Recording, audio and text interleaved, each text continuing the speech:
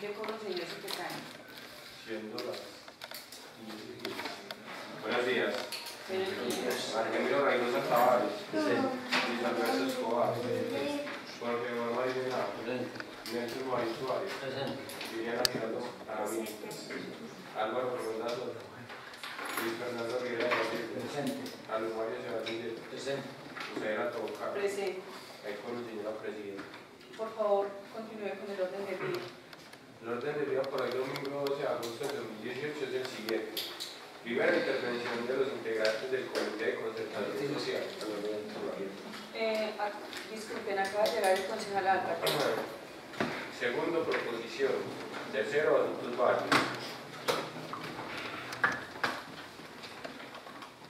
Se pone en consideración el orden del día. Sigue en consideración. ¿Aprueban el orden del día? Señora Presidenta. Primero, intervención de los integrantes del Comité de Concertación Social. Nuevamente, muy buenos días. A Yamil, muchas gracias pues, por estar acá, a don Miguel y al señor León Jairo. Le damos la bienvenida y gracias por ustedes querer compartir con nosotros lo que se viene formulando en este 2018. Bienvenidos al recinto. Muchas gracias, señora Presidenta y honorables concejales, por permitirnos compartir con ustedes los planteamientos que desde la sociedad civil, desde el Comité de Concertación Social y desde la articulación cubana en el sureste antioqueño, hemos estado haciendo respecto al EOT, Esquema de Ordenamiento Territorial, que llegará a sus manos y que será el documento que definirá el norte para este municipio durante los próximos años. Entonces nosotros nos referimos al ordenamiento territorial como una política de Estado, porque es un instrumento de planificación que permite definir el proceso de ocupación y transformación del territorio mediante la formulación del esquema de ordenamiento territorial. Los objetivos de... señor. Vamos a hacer un saludo pues por todos los frentes. Buenos días, ¿cómo están? Buenos días. Estamos, hombre, de pronto muy agradecidos porque por el Consejo nos brindaron la oportunidad de estar con ustedes. De todas maneras, muchas gracias. Vamos a ver qué podemos sacar en claro. Buenos días para todos y para todas. Muy agradecidos pues, por el espacio que nos dan para compartir, digamos, algunas reflexiones y propuestas frente al tema del ordenamiento territorial. Sabemos que es un tema muy complejo porque pues, tiene muchos temas que a nosotros nos salen las manos, pero quisiéramos como aportar un poco en función de, dentro del esquema de ordenamiento territorial, qué propuestas en términos ambientales y culturales se podrían presentar para alimentar la discusión en los consejos municipales, tanto de Pueblo Rico como del sureste de Antioquia. Entonces venimos a presentar unas propuestas como para dar apertura también un poco a la reflexión, a la discusión, a los consensos, y creemos pues que pueden aportar mucho a las reflexiones que en el sureste se están dando sobre esas preguntas fundamentales de cómo lograr mediante el esquema de ordenamiento territorial proteger nuestro patrimonio cultural y ambiental y cómo redefinir entonces ese ordenamiento a partir de las prácticas históricas, sociales y culturales de campesinos indígenas en el sureste de Antioquia. Entonces con ese propósito pues venimos a compartir esas reflexiones y propuestas para que puedan alimentar un poco las reflexiones que usted dará próximamente sobre la actualización al esquema de ordenamiento territorial. Entonces digamos que un poco lo que decía Leo, que definía que era el ordenamiento territorial, simplemente vamos a compartir como unos elementos de ley que nos permitirán de pronto hablar un poco de los temas que vamos a abordar hoy. Entonces, a partir pues, de la ley 388/97 se dispone que el ordenamiento del territorio municipal y distrital tiene por objeto complementar la planificación económica y social con la dimensión territorial, realizar intervenciones sobre el territorio y orientar su desarrollo y aprovechamiento sostenible mediante la definición de las estrategias territoriales de uso, ocupación y manejo del suelo en función de los objetivos económicos, sociales, urbanísticos y ambientales. Dentro de las determinantes del ordenamiento territorial, en el artículo 10 de la Ley 388 del 97 se encuentran las relacionadas con la conservación y protección del medio ambiente, los recursos naturales y la prevención de amenazas y riesgos naturales.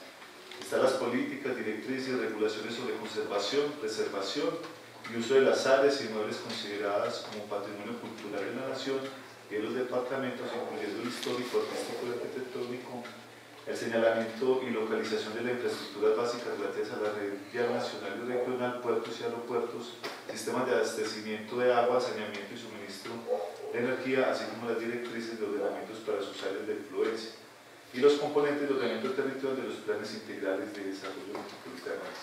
Entonces digamos que en esa función y reconociendo las competencias de los municipios, en la Ley 136 del 24 se plantea que las funciones de los municipios se encuentran administrar los asuntos municipales y prestar los servicios públicos que determina la ley, ordenar el desarrollo de su territorio y construir las obras que demanden el progreso municipal, promover la participación comunitaria y el mejoramiento social y cultural de sus habitantes, planificar el desarrollo económico, social y ambiental de su territorio y velar por el adecuado manejo de los recursos naturales y del medio ambiente. Entonces digamos que vemos que es muy reiterativo entre el ordenamiento territorial y entre las funciones del Consejo Municipal la importancia que adquiere el tema de la preservación del patrimonio ambiental. Entonces digamos que nos vamos a centrar un poco en estas reflexiones sobre cómo podríamos encontrar algunas acciones, estrategias que puedan ser incorporadas dentro del esquema de ordenamiento territorial, más como una posibilidad para ampliar la reflexión que es necesaria con otras autoridades, entre ellas las ambientales,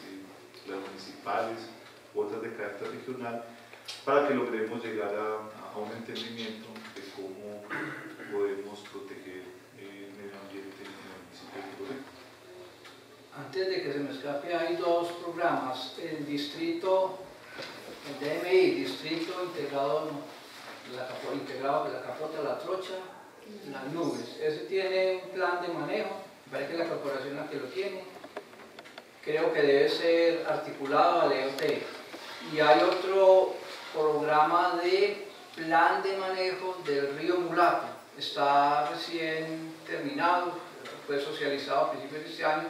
Todos estos elementos que tengan que ver con el medio ambiente y con la planificación del suelo, de las áreas restringidas, del uso del suelo y de todo lo que tiene que ver con el medio ambiente también deben ser articulados a esto. Nosotros desde la articulación COA, Cinturón Accidental Ambiental, y desde el Comité de Concertación Social, también tenemos los planteamientos respecto a los territorios sagrados para la vida y el esquema de ordenamiento territorial. Deben considerarse como un instrumento por el cual las organizaciones sociales debemos continuar en la construcción de territorios sagrados para la vida en el suroeste de Antioquia. La forma de constituirnos emerge desde la participación social efectiva y afectiva, entendida desde aquellas acciones cotidianas, colectivas y organizativas que nos permitan redefinir acciones políticas, económicas, sociales y culturales y que se resignifiquen desde sentimientos del lugar, aportando a la transformación y al ordenamiento del territorio. De esta manera, nosotros entendemos que la función social y ecológica de la propiedad y la prevalencia del interés general en los territorios sagrados para la vida se expresan al plantear que los usos del suelo y los usos del agua deben estar en función y protección de las economías indígenas y campesinas, la gestión comunitaria del agua y de la tierra, la tradición campesina y cultural e indígena y el patrimonio cultural y ambiental con la participación social efectiva. Entonces digamos que hay una propuesta matriz sobre el ordenamiento territorial que es la que vamos a compartir ahora sobre 4 elementos que nos parecen importantes para la reflexión. El primero tiene que ver sobre los usos del suelo y los usos del agua, que hace parte pues, de las competencias de los consejos municipales de definir esos usos. El otro tiene que ver con el tema del patrimonio local, cultural y ambiental, sobre la participación social, y queremos hablar también de una propuesta sobre educación territorial, teniendo presente que el esquema de ordenamiento territorial es un documento que plantea una temporalidad cercana a los 12 años. Entonces, allí se definen también políticas a mediano y largo plazo. Entonces, queremos plantear propuestas sobre la conservación ambiental que se puedan garantizar desde inclusive procesos tanto participativos. Carlos, siéntese acá.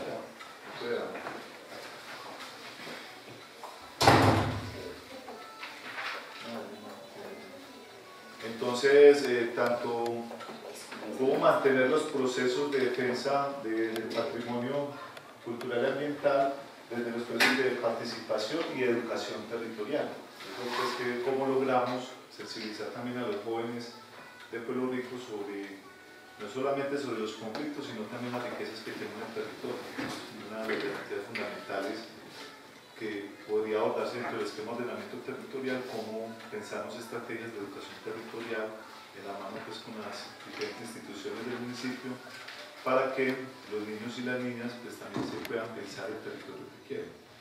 Entonces digamos que están esos 4 ejes centrales, sobre los usos del suelo y el agua, sobre el patrimonio cultural local, sobre la participación social y la educación territorial. Y vamos a centrar un poco nuestras reflexiones a partir de esos 4 elementos.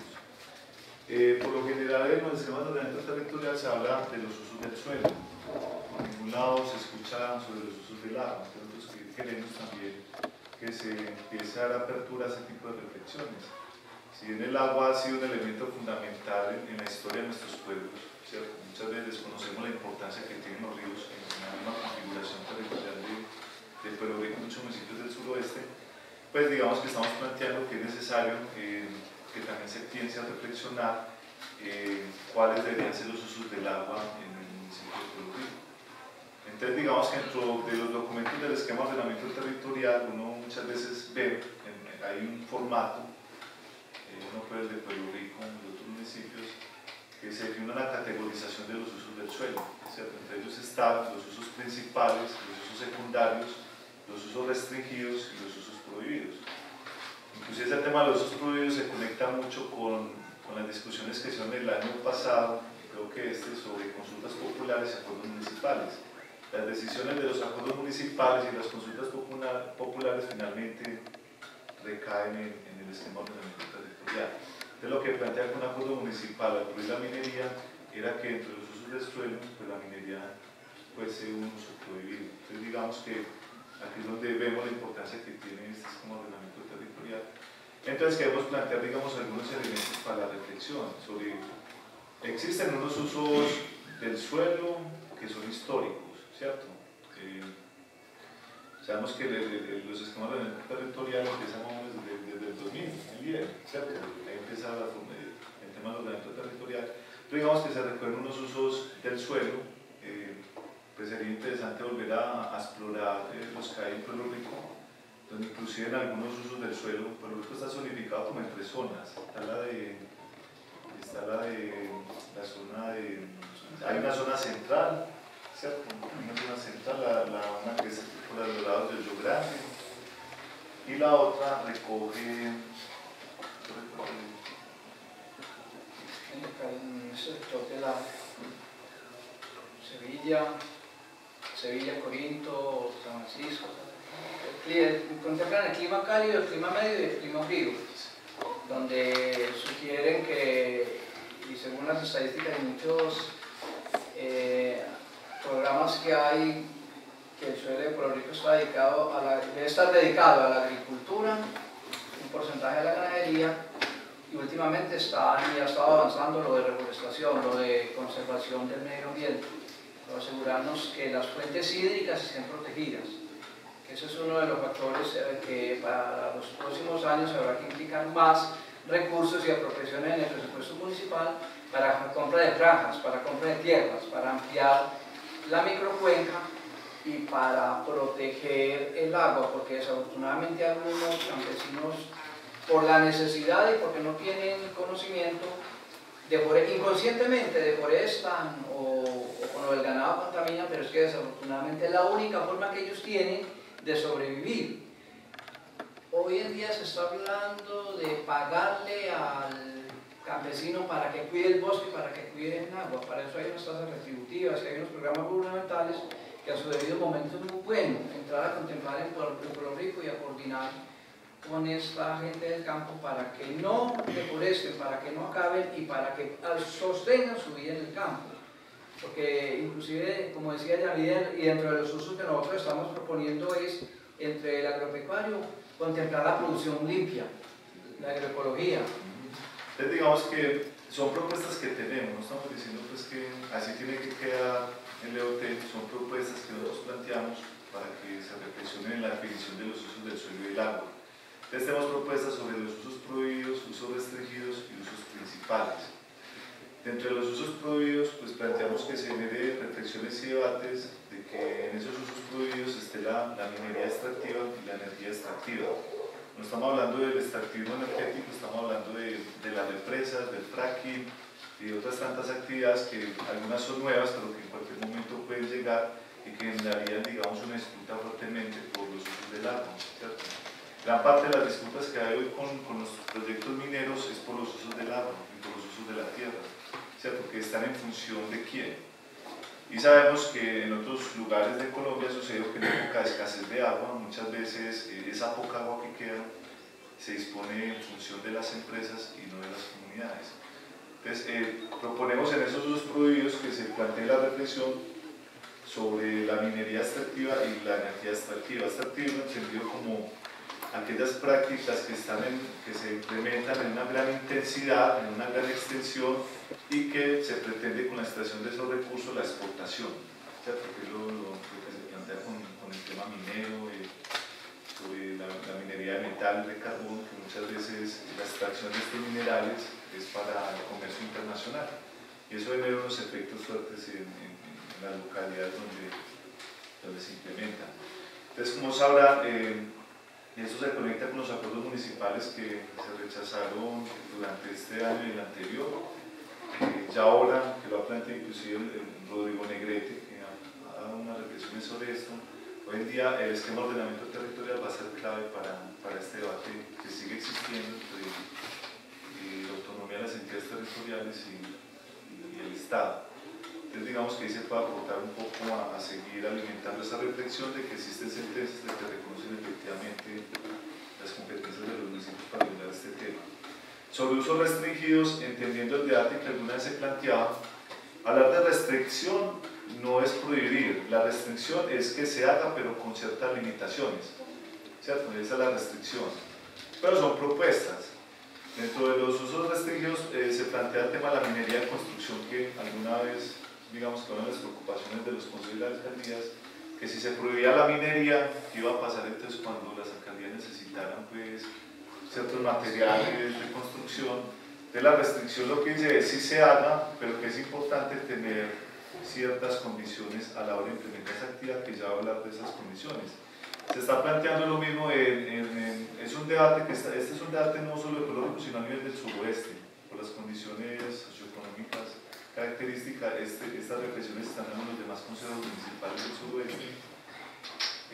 Aquí aparece el tema de la minería artesanal. La minería artesanal en Puerto Rico no existe, pero por ejemplo en municipios como Valparaíso y Caramanta, que están cercanos a Los Matos, sí existen. Entonces allí se está planteando que haya también una restricción a la minería artesanal. Es decir, reconociendo que hay unas prácticas históricas de hace mucho tiempo, más allá de coger a estos campesinos y plantear un relacionamiento de violencia, es más bien iniciar un proceso de restricción, de definir ciertas condiciones para valorar si se pueden pensar unas transiciones a otras formas productivas. Está el tema de la agroindustria extractiva, lo planteamos en términos restringidos porque también hace parte de la configuración territorial del suroeste de Antioquia. Lo que estamos planteando es que no se debe hacer, sino que se tengan en cuenta las condiciones que ya vamos a plantear. Y lo mismo se plantea con el turismo, no es que estemos diciendo que no se haga el turismo, sino que para pensarnos políticas del turismo es necesario pensar ciertas condiciones y aquí lo vamos a plantear. Esto hace parte pues, de la reflexión, no estamos viendo que así tiene que quedar, es para la apertura de la reflexión. Entonces, entre los usos restringidos que planteamos, que se deben generar espacios de diálogo para la definición de acuerdos con las comunidades del territorio, mediante algunos mecanismos de participación, como los cabildos comunitarios, las consultas autónomas, también respetando los planes de vida de las comunidades indígenas, de las campesinas, y también teniendo como criterios de definición de alternativas y transiciones, sean energéticas, alimentarias, turísticas, entre otras, que garanticen prácticas sustentables con la tierra y el agua. Estos usos restringidos serán producto de diálogos y acuerdos que se puedan definir a partir de los procesos de participación social, contribuyendo pues, a ejercicios de democratizar el territorio. Los usos restringidos deben estar sometidos a estas condiciones: que no afecte o transforme los usos culturales del suelo y el agua, la tradición campesina, la cultura indígena y las fuentes cívicas. O sea, nosotros nunca vamos a querer que cualquier práctica termine afectando eso, pero si la está afectando, entonces es necesario estos espacios de reflexión conjunta para determinar qué acciones realizar. La otra es que garantice la participación social, y la tercera condición es que se propicien alternativas y transiciones a prácticas sustentables con el territorio. Es decir, que si existe, por ejemplo, en el caso del turismo, reconociendo que el turismo está generando prácticas que afecten la tradición campesina, que están afectando las fuentes cívicas, valorar qué otras alternativas al turismo nos podemos pensar, un turismo que realmente proteja ese patrimonio cultural y ambiental. Entonces digamos que ya hacemos referencia que lo restringido no está prohibiendo, sino que está planteando que se haga, pero que tengamos estas condiciones para la protección de ese patrimonio cultural y ambiental, ¿cierto? Y digamos que ya dentro de los usos principales, sabemos que de los usos principales en la parte del suroeste ha sido la actividad agropecuaria, ¿cierto? Pero digamos que durante los últimos años se han venido implementando unas prácticas agropecuarias que son nuevas y que definen prácticas sustentables con el territorio. Entonces, dentro de esas prácticas agropecuarias han emergido de las prácticas campesinas lo que es la agroecología. Eso lo han venido trabajando allá. La Asociación Campesina tiene como un horizonte el tema de cómo la agroecología nos permite construir autonomías campesinas a partir de esas prácticas sustentables, de generar transiciones, de no utilizar químicos a utilizar más elementos orgánicos para la producción. Y que eso plantea también una lógica muy interesante con la gestión comunitaria del agua, cómo nuestras prácticas productivas también garantizan protección sobre nuestras fuentes de agua. Esto es muy importante abordarlo porque, por ejemplo, se está planteando la necesidad de debatir, por ejemplo, la prohibición de sustancias altamente tóxicas, ¿cierto? Para el caso de la minería, el cianuro y el mercurio, que son las tecnologías que utilizan. Y también se plantea restricción de agrotóxicos, pero en perspectiva de encontrar alternativas, ¿cierto? ¿Qué otros tipos de elementos podemos utilizar para la producción que no nos permita seguir alimentando la contaminación de nuestros suelos? Entonces, miren que estamos planteando es un debate, una apertura a la reflexión de que si no son agrotóxicos, entonces ¿qué es?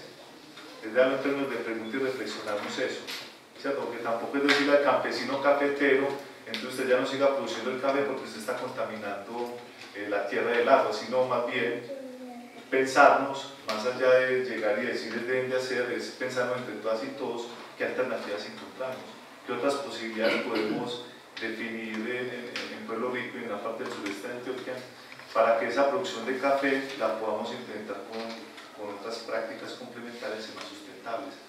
Entonces, lo restringido no es prohibitivo, sino que nos genera una apertura de reflexión y de diálogo. Entonces, dentro de los usos principales estamos proponiendo la agroecología porque es algo que se viene promoviendo, se ha estado promoviendo desde Caramanta, desde Fredonia, desde Támesis, Puerto Rico también lo están implementando. Y esa agroecología también nos lleva a un escenario muy importante, que no es solamente la producción, sino la transformación de los productos. Entonces ya como la naranja la transformamos en vinos, como algunos frutos los transformamos en champú, en jabones. Entonces hay una apertura también a la construcción de una nueva economía. Y esa se complementa con los circuitos económicos y solidarios, ¿cierto? Que también se viene trabajando. Entonces, ¿cómo entender esas prácticas agropecuarias, no solamente de la producción, sino de la transformación del producto y la comercialización? Que es algo que nosotros hemos visto como una propuesta para que los campesinos y campesinas puedan permanecer en el territorio. Porque si nosotros estamos diciendo no a la minería, es porque estamos construyendo también otras prácticas económicas para nuestra gente. Entonces, ¿cómo empezar a darle una importancia a lo que los campesinos están implementando con la panela, con el café, con los champús? ¿Qué más producen en la pomadas, ¿cierto? Harinas, cómo esas harinas con harinas se hacen empanadas, cómo eso propicia mercados campesinos, ¿cierto? Que se vienen haciendo acá con alta frecuencia. Entonces nos parece interesante que entre los usos principales de la actividad agropecuaria se empiecen a reconocer la agroecología, los circuitos económicos y solidarios, el tema de la diversificación de la producción y la gestión comunitaria del agua y de la tierra. Entonces tenemos casos emblemáticos de la gestión comunitaria del agua y de la tierra, lo que son los acueductos comunitarios. Acá ha hecho un intento, la Asociación Campesina de Antioquia ha hecho un intento y las escuelas campesinas de fortalecer los acueductos comunitarios y de entender que el agua es un eje importante para la construcción de los procesos pedagógicos en el sureste de Antioquia.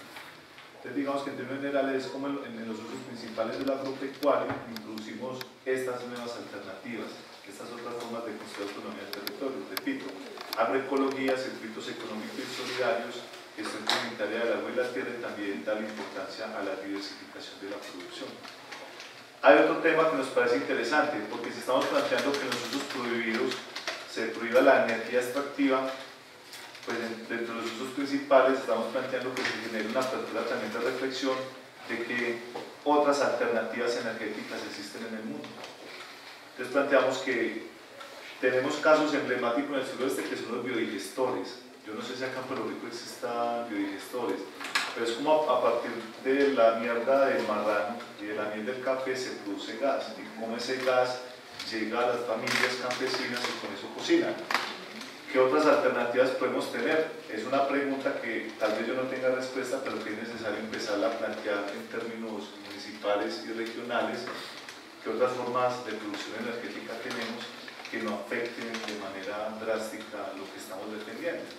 ¿Cierto? Entonces, hay debates, algunos hablan del movimiento Ríos Vivos, habla de la energía solar. ¿Qué es eso? ¿Cierto? En general, ¿qué es la energía solar y cómo se puede obtener energía con la luz del sol, los paneles solares? Entonces digamos que nos parece importante que sea apertura para que nos pensemos ese tipo de alternativas, porque la producción energética muchas veces está en conexión con los usos del agua y no sé, tal vez también con los usos de la tierra. Otro elemento importante dentro de los usos principales es que no toda la relación con la tierra y el agua es económica. También hay unas relaciones culturales, y ahí hemos estado pensando, por ejemplo, lo que las comunidades indígenas hablan de los sitios sagrados. O sea que los sitios sagrados se constituyen también en un uso de suelo cultural que es necesario proteger y preservar en Puerto Rico. Lo planteo en términos de pregunta, no de afirmación. Y que ojalá, después de que nosotros nos vamos de acá, pues se generen inquietudes para que hagamos cabildos comunitarios, invitando a Antioquia, invitando a organizaciones indígenas, que son temas que entre todos y todas podemos resolver. Nosotros no tenemos las respuestas, pero sí nos atrevemos a plantear propuestas. Entonces, ¿qué otros usos culturales del suelo y del agua tenemos en Puerto Rico? ¿Cierto? Nuevamente lo planteo en términos de pregunta. Y seguir valorando el tema de las zonas de protección especial, que son los BMI, zonas de reserva forestal. Creo que en Ocho Grande hay una también. Según el esquema del territorio, creo que hay una reserva natural por los lados de Ocho Grande. No sé si me equivoque, puedo estar equivocado, pero lo podemos resolver nuevamente repasando el esquema ordenamiento territorial actual que existe en Puerto Rico. Entonces digamos que en términos generales, esa es una de las, dentro de los usos del suelo y del agua, es como la propuesta gruesa que tenemos para el municipio de Puerto Rico y de muchos municipios del sureste de Antioquia, que lo que queremos es precisamente no limitar las iniciativas de los campesinos y las campesinas, sino potenciar esas alternativas que ya existen y las que están generando afectación, mirar cómo solucionamos eso de manera más amplia y colectivamente, el diálogo y la reflexión. Entonces, para cerrar ese primer punto, pues le compartiría la palabra a los compañeros que más quieren complementar sobre el tema de los usos del suelo y del agua para pasar al segundo punto. No sé si Caro quiere complementar algo. Bueno, muy buenos días. Qué bueno volver al recinto, pero ya como desde otro punto de vista, desde otra mirada. Los felicito a ustedes, pues el pueblo los eligió y en sus manos hay demasiada responsabilidad. Lo que tengo para decirles es que hoy venimos hablando de de que queremos que se incluya dentro del territorio de Pueblo Rico algunas normas y algunos aspectos que están consagrados, pero que ustedes son los llamados a decir si se incluyen dentro del EOT o no. El EOT define la ocupación y la transformación del territorio. A veces tenemos una mirada pequeña y creemos que todo está en la Ley 388 del 97 y no. Resulta que cuando hablamos de esquema de ordenamiento territorial estamos enmarcando más de 20 leyes que se han ido aprobando en el Estado colombiano. Por ejemplo, no sé si ustedes sabían que sobre la Ley 1618 del 2013, donde se habla que cada uno de los establecimientos públicos que se le vaya a dar licencia para la apertura en el municipio tiene que tener una rampa o debe tener un acceso para la discapacidad. Resulta que esto debe estar en el EOT, y no sé hasta qué punto lo estemos contemplando. Entonces, es un ejemplo de muchas cosas que debemos de incluir ahí. Se supone que por norma también todos los planes de vida comunitarios de las comunidades indígenas deben de estar incluidos en el EOT. Resulta que cuando yo estuve acá, los indígenas de la comunidad indígena nos trajeron el plan de vida un día antes de aprobar el EOT, pues era un poco difícil. Pero en el momento pues se tiene el tiempo y se tiene ya la posibilidad y el conocimiento de ese plan de vida comunitario. Acá por parte del Comité de Concertación Social se ha traído varias veces. Entonces por eso les hablo para que tengan en cuenta que se debe incluir, pues que ya está en la decisión de cada uno, pero por norma se debería incluir. Se supone que se tiene en cuenta la prevalencia del interés general, pero resulta que nosotros estamos también para incluir las minorías. Entonces el interés general va a ser pues nuestra cultura. Nosotros no tenemos raíces o arraigos, por ejemplo como los indígenas, pero de igual manera son ustedes los llamados a que se incluyan dentro de este esquema. Les agradecemos por el espacio y bueno, esa era como mi intervención al respecto. En cuanto a, otra cosita, en cuanto a la cultura que tenemos de nuestros suelos, muy importante que la blindemos. Resulta que llega un señor comprando una finca, y el señor compra la finca es porque sabe que antiguamente se tenía ahí una veta de carbón, y el señor quiere volverla a reactivar. Pero entonces el señor habla discriminadamente que a él no le importa pues qué daños se van a tener en la vereda, ni que va a tumbar el café, y resulta que en ese terreno se tiene fuente hídrica. No le estaba hablando del caso de Pueblo Rico, le estaba hablando del caso de Tazo. Pasan 2 quebradas y él dice, a mí no me importa, es que yo voy a extraer el carbón. Y resulta que las quebradas son quienes benefician el agua a 3 veredas. Entonces, son cosas como esas, o sea, es que no estamos hablando ni de direccionar ni una persona ni la otra, que porque este tiene la finca que debajo puede hacer extracción minera, no estamos señalando a nadie. Lo que queremos es blindar las comunidades y más que todos los campesinos, que son los que están más desprotegidos. Sabemos que la fuente hídrica de Pueblo Rico llega de La Trocha y es un distrito de manejo integrado, y que de cierto modo por ser distrito de manejo integrado está blindado, pero tenemos que blindar nuestras comunidades. Nosotros somos un municipio rico en agua porque somos parte de una de las cordilleras, y una de las cordilleras más ricas en fuentes hídricas. Pero eso no nos da la garantía que si nosotros no lo blindamos, que a futuro no vamos a ser una de las cordilleras que históricamente tuvimos más agua, pero que ya no la vamos a tener o que la vamos a tener contaminada para nuestras futuras generaciones.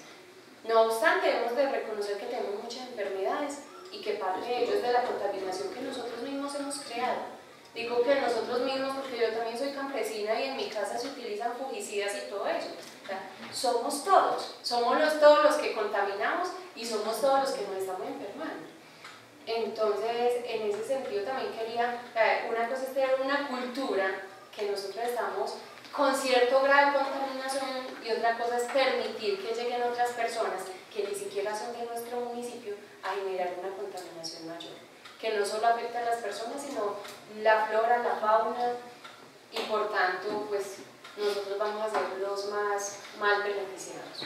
Muchas Muchas gracias.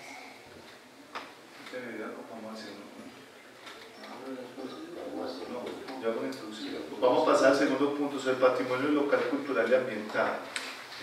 Yo quisiera remitirme una lectura introductoria, la sentencia C 535 del 96, que habla sobre la autonomía territorial. Te repito, la sentencia C 535 de 1996. En esa sentencia hay una parte que se llama protección del medio ambiente y reparto territorial de competencias.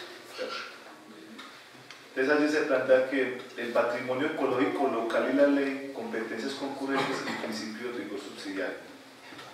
Entonces, ¿qué plantea allí?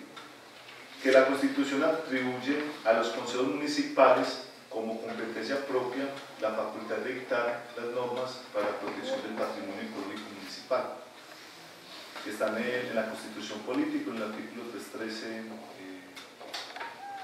¿ORD qué significa? ORD 9, dice. ¿Cómo dice? ORD. Dice Constitución Política, artículo 313, ORD 9. Bueno, de pronto tendrá el orden, de pronto será orden, no sé. Entonces dice, por lo cual la Corte considera que existen unos fenómenos ambientales que terminan en un límite municipal y pueden ser regulados autónomamente por el municipio. Estos asuntos ecológicos que se agotan en un límite local determinado, podría ser la visión político-administrativa de ecológico, y que por su naturaleza guardan una conexidad estrecha con la identidad y diversidad cultural de los municipios, constituyen lo que la Constitución ha denominado patrimonio ecológico, y por lo tanto es al Consejo Municipal al que le corresponde de manera prioritaria su regulación. Dentro de esta diversidad se debe respetar la especial concepción que algunas comunidades tienen del medio ambiente, por lo cual su regulación corresponde prioritariamente al municipio, pues la relación de cada comunidad con algunos aspectos del medio ambiente puede ser diferente. Entonces, quería abordar eso para plantear el tema del patrimonio local, cultural y ambiental, que la sentencia está reconociendo que los consejos municipales tienen autonomía para definir y regular el tema del patrimonio ecológico, lo menciona la sentencia. Ya que vamos a hablar sobre nuestra propuesta sobre el patrimonio local, cultural y ambiental, es una propuesta para la reflexión y nos parecería interesante poner un diálogo con autoridades regionales como Curantioquia. Nosotros hemos tenido un acercamiento con Curantioquia, hemos planteado ellos también no tienen respuestas, tienen como ciertas dudas frente a ciertas situaciones, no tanto en las competencias de los municipios, sino en la competencia de su autoridad ambiental. Digamos que el debate es, la pregunta es, los consejos pueden definir patrimonios locales, y lo dejo en términos de preguntas porque uno, si revisa el esquema ordenamiento territorial de Tazo, pues allá declaran como patrimonio cultural las haciendas. Entonces la pregunta es, ¿quién tiene la potestad para definir qué es un patrimonio municipal? Y esa pregunta la hemos llevado a funcionarios de Curantioquia. Ellos nos han dicho que los consejos sí tienen la competencia, pero más allá de plantear yo qué han dicho ellos, pues sería importante tener un espacio, un foro, un cabildo con ellos para profundizar este tipo de reflexiones. Entonces, ¿qué propuesta tenemos? Que se declare como patrimonio cultural ambiental municipal. No sé si esto nos ayuda con el de fuentes cívicas, que es con el de tradición campesina y la agricultura indígena. Las fuentes hídricas que se garanticen la protección y recuperación de la red hídrica y los ecosistemas que la rodean, permitiendo su restauración natural y cultural, reconociendo lógicas propias y la sustentabilidad de las comunidades que la habitan, el territorio, valorando el abastecimiento del sistema de riego y de los acueductos urbanos y rurales del municipio. Nuestras aguas deben gozar de especial protección por parte del Estado y se destinará prioritariamente a garantizar el funcionamiento de dichos ciclos sin vulnerar los derechos de las comunidades, priorizando el consumo humano y la implementación de usos sustentables en las prácticas económicas, sociales y culturales del territorio. Se garantiza además el valor cultural del agua como elemento sagrado en la cosmovisión de los grupos étnicos y la cultura campesina. Con esta declaración estaríamos blindándonos, estaríamos madrugando ante la eventualidad de que hoy o mañana, desde las élites departamentales o nacionales, les dé por dar concesiones a una multinacional y nos dejen a nosotros sin el uso indicado del agua, que nosotros lo tendríamos ya blindado con esto, de designar lo que sea para el uso, de declararlo patrimonio de todos los puertorriqueños, y que la función de y la esencia del agua sea para exclusivamente las economías campesinas de nuestro municipio. Sí, la declaratoria del agua como patrimonio cultural pues también nos lleva a seguir alimentando un poco los sentidos que tenemos por el agua. O sea, más allá también de brindarnos, es como la gente entiende que las fuentes hídricas como patrimonio cultural es una prioridad que tenemos que defender y que nosotros también tenemos que fomentar prácticas sustentables y armónicas con el agua. Al declarar esto como patrimonio cultural, lo que estamos planteando es que esa es una prioridad que entre todas y todos debemos cuidar, preservar, ¿cierto? Porque muchas veces nosotros también no le damos la importancia que tiene, lo decía yo al principio. Cuando hablamos de la historia de Puerto Rico hablamos de personas, pero nunca hablamos de la importancia que han tenido nuestros ríos, cuál es la importancia del río Mulatos y la Laguna en la construcción de Pueblo Rico y estas montañas que nos rodean. Entonces es como seguir alimentando el sentimiento de amor de las personas por el territorio. Entonces digamos que también tiene ese sentido, además como lo dice Leo, es como nosotros también seguimos alimentando ese sentimiento de amor por nuestras tierras y por nuestras aguas. Dice la tradición campesina. Se reconoce y protege al campesinado, hombres y mujeres, niños, niñas y jóvenes, su construcción sagrada de la vida y el territorio, su relación directa y especial con la tierra, el agua y la naturaleza a través de las prácticas culturales, la producción de alimentos u otros, productos agrícolas. Los campesinos y campesinas trabajan la tierra por sí mismos y dependen mayormente del trabajo en familia y otras formas de pequeña escala de organización del trabajo. Los campesinos y campesinas están tradicionalmente integrados a sus comunidades locales y cuidan el entorno natural local mediante la gestión comunitaria del agua y de la tierra, la diversificación de la producción, los sistemas agroecológicos, los circuitos económicos solidarios y los planes de vida comunitarios. Los campesinos y campesinas se refiere a toda persona que practica la agricultura, la ganadería o la transhumancia, que produce artesanías relacionadas con la agricultura o que desarrolla otras ocupaciones similares en zonas rurales. Esto incluye a las personas indígenas que trabajan la tierra.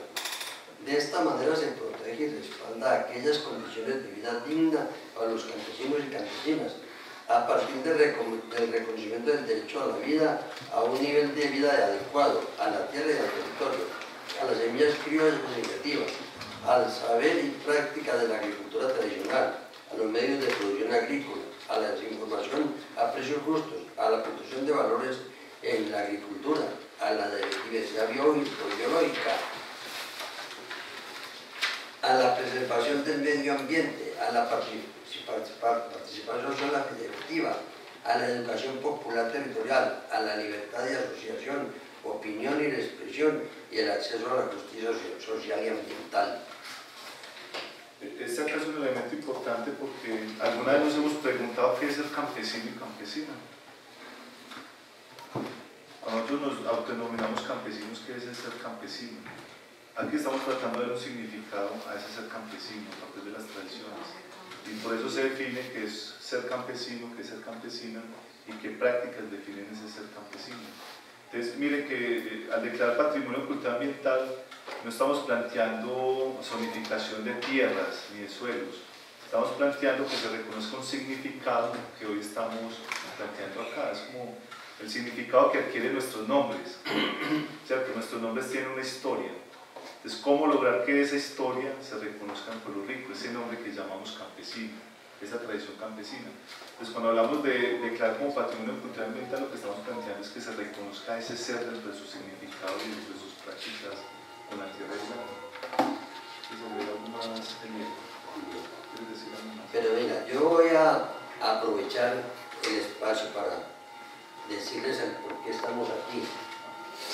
Lo que pasa es que esto ya, esto se enfocaría más en el tercer tema, que es sobre la participación. Entonces, dejamos que Carolina termine el punto y pasamos de participación. Claro que sí. Listo. Bueno, entonces, la cultura indígena. Se garantiza el reconocimiento, la protección de los territorios ocupados y poseídos ancestral y tradicionalmente de los pueblos indígenas.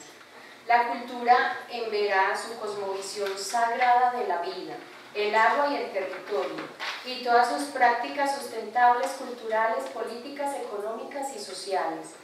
Se respeta la ley de origen, ley natural, derecho mayor o derecho propio de los pueblos indígenas, su identidad territorial ancestral y o tradicional, la cual se relaciona con el sentido de pertenencia de la comunidad o pueblo indígena. Mantiene su territorio poseído ancestral o tradicionalmente, en el cual se desarrolla integral su vida, la cosmovisión, sabiduría ancestral, los conocimientos, costumbres y prácticas que sustentan los derechos territoriales ancestrales de dicho pueblo. Resulta que los indígenas, los que todavía tienen su arraigo indígena, porque también hay que reconocer que algunos jóvenes o algunas personas ya no tienen tanta esta cultura introducida en su vida diaria, para ellos la vida es sagrada, el agua y el territorio, pero cuando hablamos de la vida desde la planta, de la vida sagrada desde los animales. Entonces, con esto ayudamos a cuidar territorios. Y sería parte de nosotros hacernos una pregunta si nosotros hemos generado ese espacio, si nosotros hemos ayudado a preservar los indígenas que tenemos dentro del pueblo rico. Esta semana, el martes, a las 7 de la mañana llegaron 8 indígenas a mi casa, entre ellas una señora de más de 50 años, buscando dónde les daban trabajo para poder comer algo. Hasta el Cedrón. Le pregunté a la señora les pregunté a qué hora se había levantado, los hombres decían que a las 3. Y la señora, que era la que le tocaba hacer de comer, me dijo, yo me levanté más temprano, pero no me dijo la hora. No sé si en algún momento en Pueblo Rico se ha visto una feria artesanal de la comunidad indígena. Yo no la he visto. Dentro de las ferias gastronómicas, o ayer que fue parte de la antioqueñidad, yo miraba en fotos, porque no asistí, yo miraba fotos y yo decía, qué bueno ver una mesa de la comunidad indígena. Es que muchos de nosotros no sabemos qué comen. Una vez yo conversaba con alguien y me decía, ¿usted ha comido plátano verde asado de la comunidad indígena?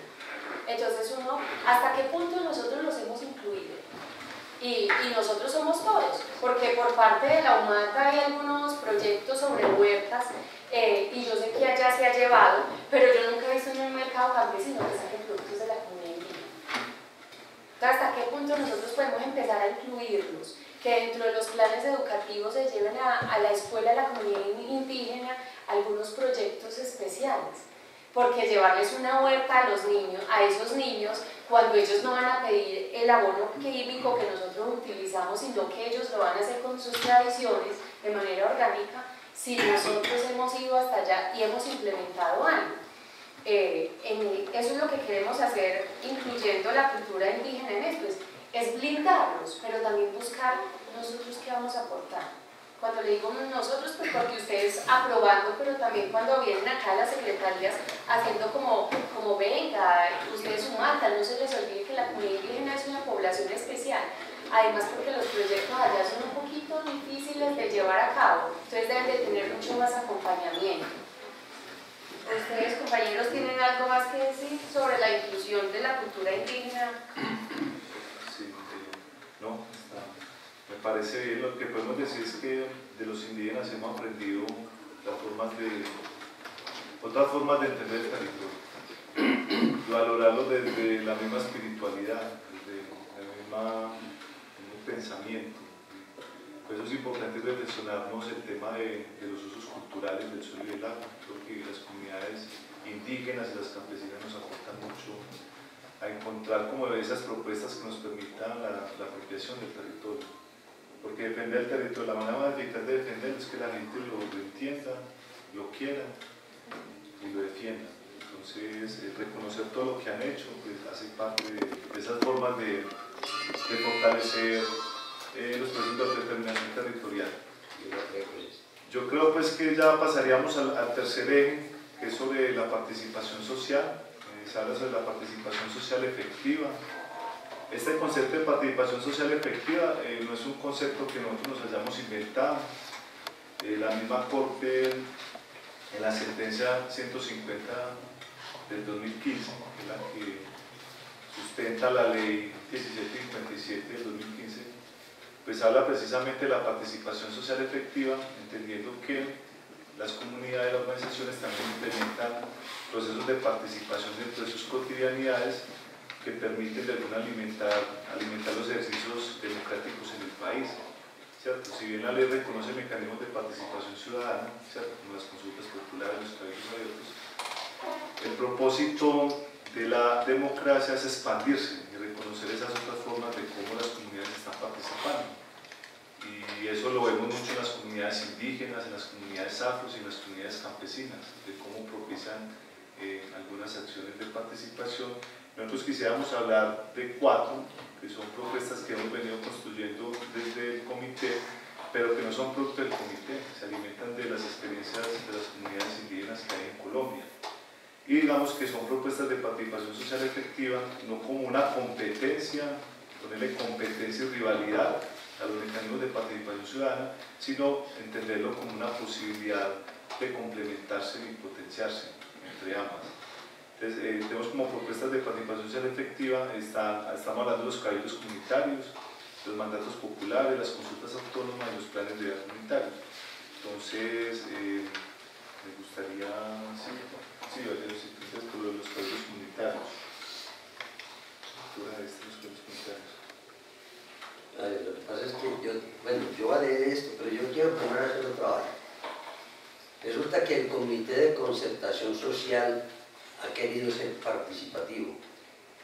Nosotros tenemos una democracia que participativa, pero no nos dejan participar de ninguna manera. ¿Por qué estoy diciendo esto? Porque cuando empezó el estudio del Plan de Ordenamiento Territorial, el EOT,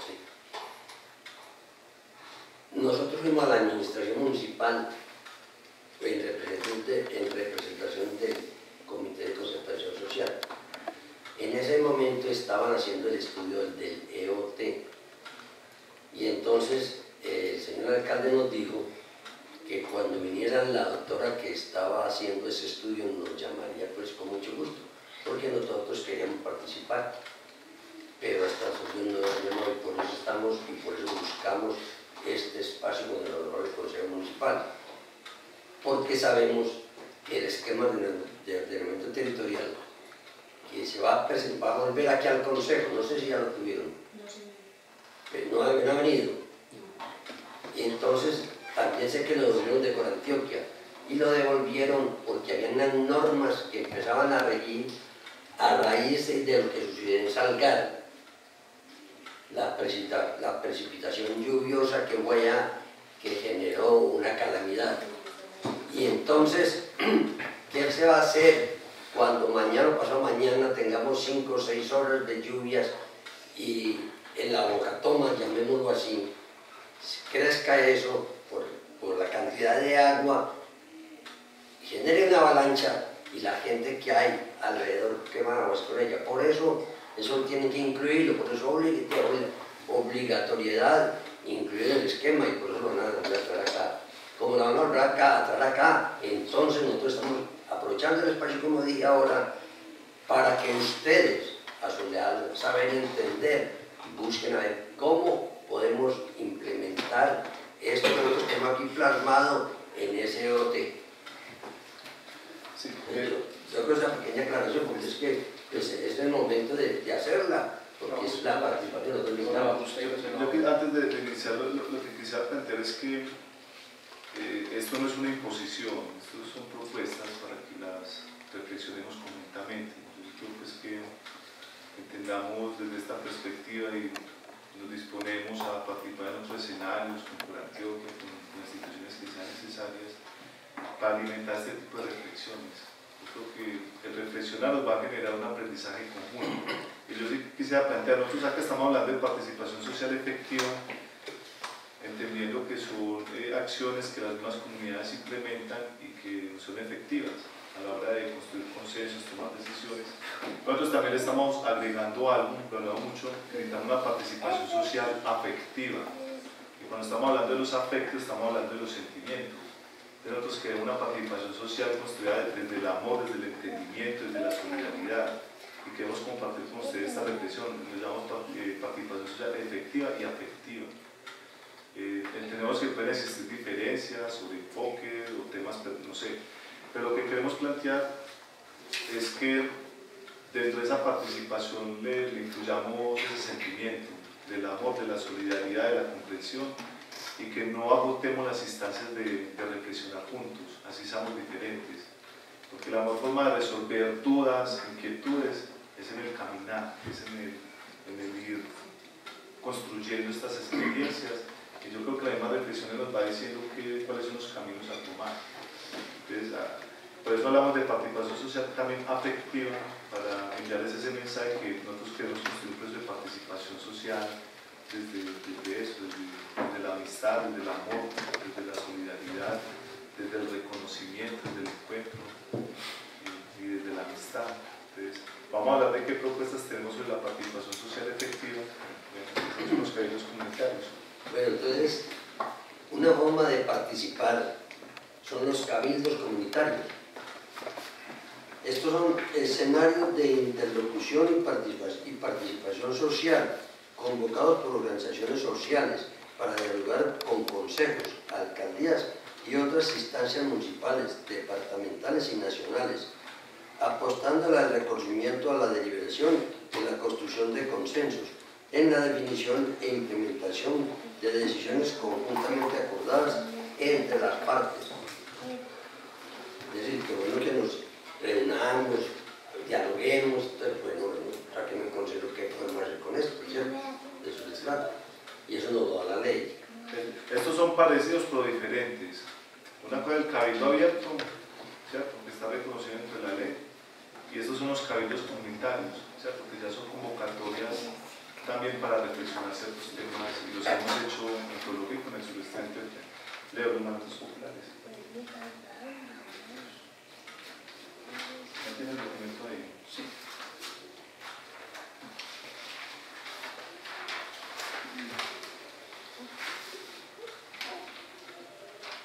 Los mandatos populares se constituyen en acciones prioritarias y acuerdos fundamentales de organizaciones sociales que le apuestan a la resignificación de pensamientos, lenguajes y prácticas cotidianas en la definición de procesos políticos diversos, constituidos por campesinos, indígenas, mujeres, hombres, niños, jóvenes, redefiniendo agendas políticas para el relacionamiento armónico con la naturaleza. Su efectividad se define en el poder de la legitimidad y legitimarlos, reconstruirlos e implementarlos y defenderlos como proyecto de vida. Que la gente se ponga de acuerdo, que la gente diga, vamos a respetar esta microcuenca, vamos a respetar este afluente, vamos a respetar este distrito de manejo integrado. Que desde acá, desde la base, comencemos a conocer y a reconocer nuestro territorio, a respetarlo y a hacerlo defender. Sí, los mandatos son leyes propias que, por ejemplo, en los cabildos indígenas se vienen construyendo, ¿cierto? Que son leyes propias que definen ese tipo de relacionamiento entre los procesos organizativos, y que esos mandatos plantean prioridades dentro de sus procesos. Es como, por ejemplo, los indígenas hablan de la ley de origen, la ley mayor, pero también de sectores campesinos hablan, por ejemplo, el mandato de la defensa de la vida y el agua del territorio. Entonces, digamos que son otras formas de participación que se vienen construyendo y que aportan un poco a ese ejercicio de la democracia en Colombia. Yo voy a leer consulta autónoma, si Carlos nos lee los planes de vida. La consulta autónoma. Esto también lo han venido trabajando comunidades indígenas. Nosotros en Puerto Rico la retomamos en algún momento de los indígenas de la Guajira, los Bayú. La consulta autónoma es un proceso permanente de reflexión política, social y cultural que nos permite definir qué es la participación y qué necesitamos para construir autonomía en el territorio. Se constituye en un ejercicio de construcción, reflexión y acción que nos define el porqué y para qué la participación social en la construcción de la autodeterminación territorial. La consulta autónoma nos lleva a un escenario permanente de eso. ¿Qué es la participación? ¿Con quiénes construimos la participación? ¿Y cómo es de la participación construimos procesos de autonomía territorial? ¿Qué tenemos por autonomía territorial? Como lo hemos mencionado, agroecología, resguardos indígenas, circuitos económicos solidarios, gestión comunitaria del agua, etc.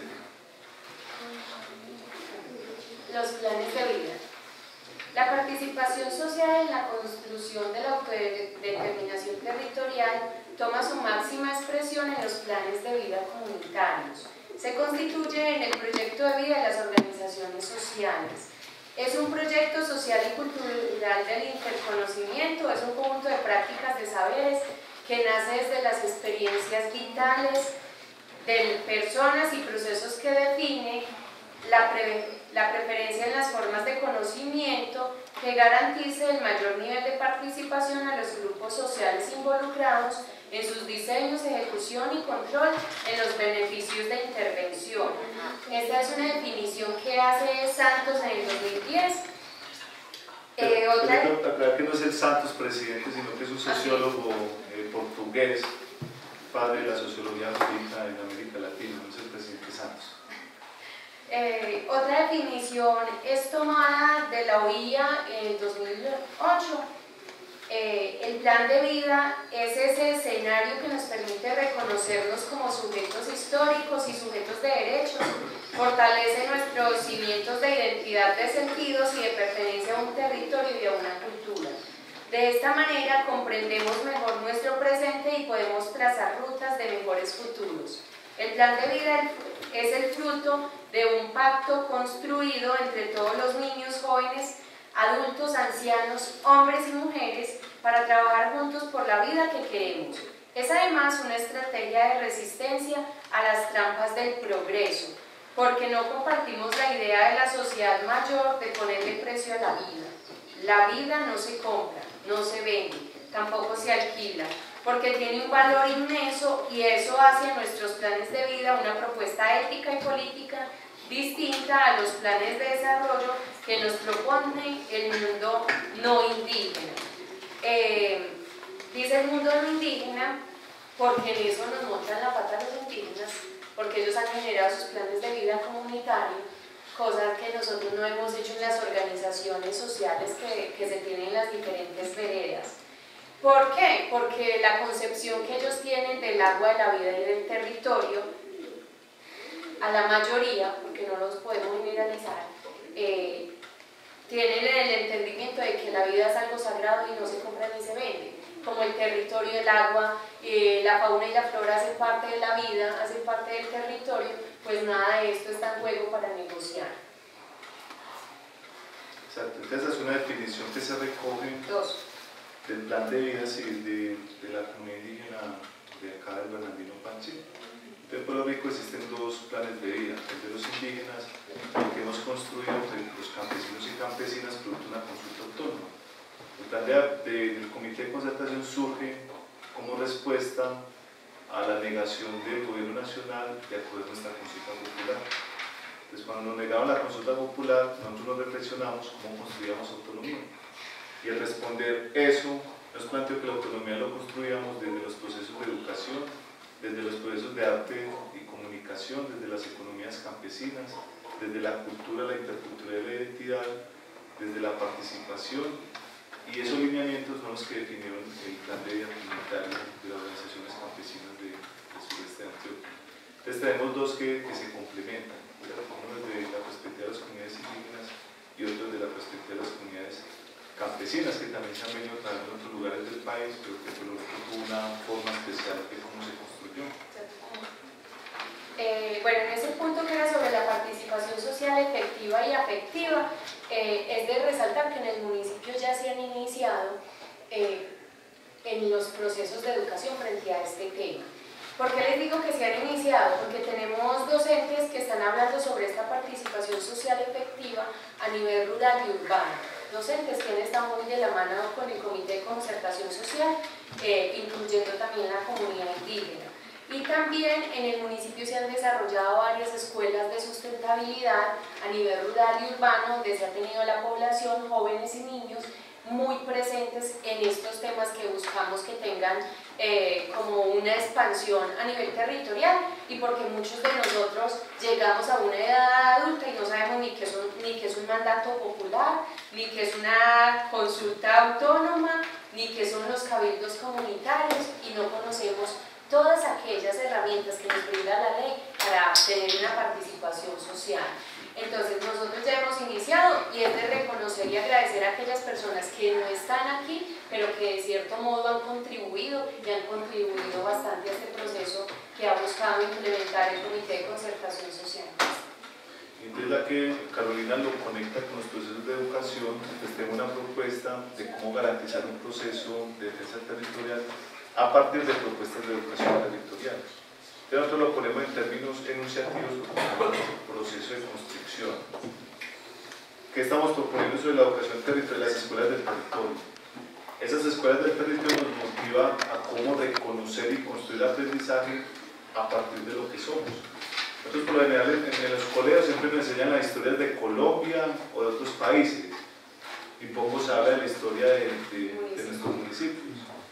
Pero nosotros lo que queremos plantear es cómo construir procesos de aprendizaje a partir de ese territorio que tenemos y que estamos construyendo. Y como lo dice Carolina, pues ya se ha empezado a hacer un ejercicio de escuela. Hemos estado en todas las veredas implementando el cine errante y una chocolatada por la vida. Hemos estado haciendo talleres comunitarios con niños, niñas y jóvenes. Se han hecho varias escuelas. Vamos a hacer una próxima escuela en octubre con niños, niñas y jóvenes. Próximamente van a venir a presentarnos los módulos de esas escuelas. Pues, si hay posibilidades de socializarse al Consejo Municipal, pues valoraremos si es posible. El 21 y el 24 de agosto vendrá un equipo a presentar propuestas que nos estamos pensando hacer ese trabajo educativo con niños, niñas y jóvenes en todo el sureste de Antioquia.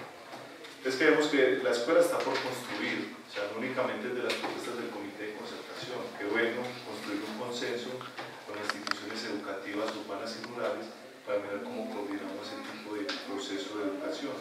Estamos proponiendo las cátedras del territorio, es decir, cómo esas cátedras lo alimentamos en términos de contenidos y de metodologías para que los colegios lo puedan implementar. Es una propuesta que está en construcción, todavía no está definida, pero creemos que para este o el otro año tengamos una propuesta matriz para que se alimente también a partir de otro tipo de experiencias. Entonces, lo que queremos con las cátedras es precisamente eso, que los profesores dentro de sus cursos empiecen a involucrar la historia del territorio con los niños y niñas en los diferentes institutos educativos. Estamos planteando un debate más, es otro debate más. Qué importante tener en nuestros municipios las salas patrimoniales del territorio. Sabemos que en los municipios existen las salas OMARE, son las salas patrimoniales, ¿cierto? Los museos de patrimonio. Sí, salas patrimoniales.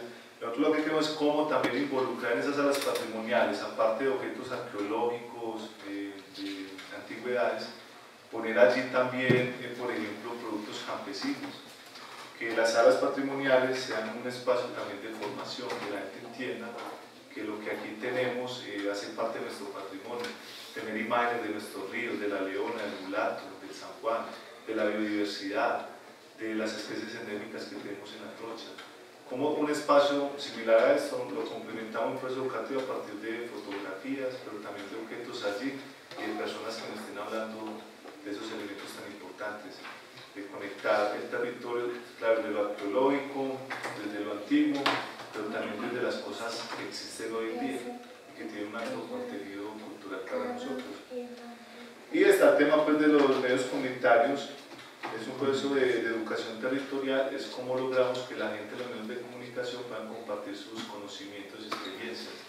En el comité ya empezamos un programa radial, donde logramos iniciar un proceso de sensibilización, pero plantear que son medios de comunicación comunitarios implica que no únicamente es el comité, sino cómo ampliamos ese medio de comunicación para que sea mucho más participativo y lo podamos construir entre muchos y muchas. Entonces, esta propuesta de educación territorial lo que nos plantea es que los procesos de defensa territorial nos exigen a pensar en la defensa del territorio, inclusive más allá del periodo del EOT. El periodo del EOT va de 12 años. Estas propuestas nosotros estamos planteando como proyecto de vida, ¿cierto? Que dure harto tiempo y nos acompañe durante gran parte de nuestro proyecto de vida. Entonces, en términos generales, esta es la matriz que nosotros tenemos de la propuesta, y no sé, Carlos, si nos ayuda a leer la última parte de la consideración final. Sí. Bueno, esa consideración final es como la exposición final de los proyectos de acuerdo. Es muy corta porque ya lo que había que decir se comentó en cada uno de los puntos, pero esta propuesta constituye una matriz para continuar construyendo este proceso a partir de las experiencias indígenas y campesinas, de hombres, niños, niñas, jóvenes y mujeres, teniendo presente nuestras relaciones históricas, sociales, económicas, políticas y culturales que nos permiten crecer, confiar y soñar en la construcción del territorio sagrado para la vida. Por este motivo, esta propuesta nace y se considera desde los talleres de participación y autonomía que estamos construyendo en el territorio. Por tal motivo, lo importante no es solo entender las figuras del ordenamiento territorial, sino comprender el proceso de la participación social efectiva y afectiva en la democratización y la autodeterminación territorial en el suroeste de Antioquia y en este caso más especial en Pueblo Rico. Nosotros aquí vamos a afinar 5 minuticos porque hicimos un ejercicio de mapas del territorio. Es un ejercicio para pensarnos cómo nos estamos soñando el territorio y quizás nos compartirlo. De pronto Leo, si nosotros lo vimos y Leo nos encantó compartir un poco las reflexiones. Esto hace parte de los talleres que se han estado realizando en las áreas rurales. También se hizo uno sobre cartografía